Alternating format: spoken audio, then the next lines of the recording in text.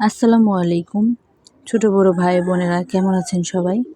আশা করি আল্লাহর অশেষ রহমতে সকলেই ভালো আছেন। আমিও ভালো আছি আলহামদুলিল্লাহ। কথা না বাড়িয়ে আপনাদের সাথে আজকে একটি নতুন ভিডিও শেয়ার করতে চলেছি। দেখুন, এখানে আমি একটি জামার গলার ডিজাইন আর হলো 2টি সালোয়ার 3টি সালোয়ারের ডিজাইন দেখাবো। আরও আছে দেখানো যাইতো, কিন্তু সময়ের সাপেক্ষ আমি দেখাতে পারছি না।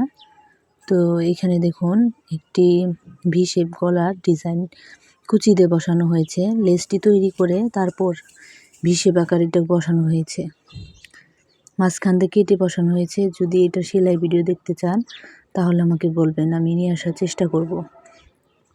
আর 2টি সালোয়ারের মোহরের ডিজাইন আপনাদের সাথে শেয়ার করলাম। আপনারা স্ক্রিনশট দিয়ে রাখতে পারেন। যদি আপনাদের আশেপাশে টেইলরে এগুলো তৈরি করে, আপনারা ছবি দেখালে ওনারা তৈরি করে দিতে পারবে। দেখুন, সিম্পলের মধ্যে ডিজাইনটি মাশাআল্লাহ অনেক সুন্দর হয়েছে। এটা ভদ্র ডিজাইনের মতো বলা যায়, যে কেউ পরতে পারবেন। আরেকটি ডিজাইন আছে ওই 3 পিসের। দেখুন, এটা একটা বাটিক 3 পিসের মতোই, ওইটার এক কালারের 3 পিস।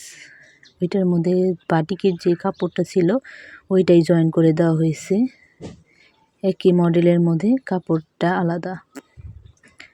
দেখুন, এই ডিজাইনটি মাশাআল্লাহ অনেক সুন্দর হয়েছে, কামিজের সাথে ম্যাচিং করে দেওয়া হয়েছে।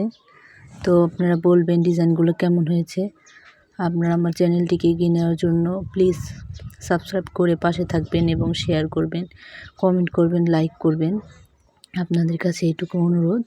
এই কামিজের এই যে সালোয়ারটি দেখুন, এটার গলার ডিজাইনটা দেখিয়ে দিচ্ছি। এটার গলার ডিজাইন এই যে মাশাআল্লাহ, গলার ডিজাইনটা ওইটার সাথে সুন্দর হয়েছে।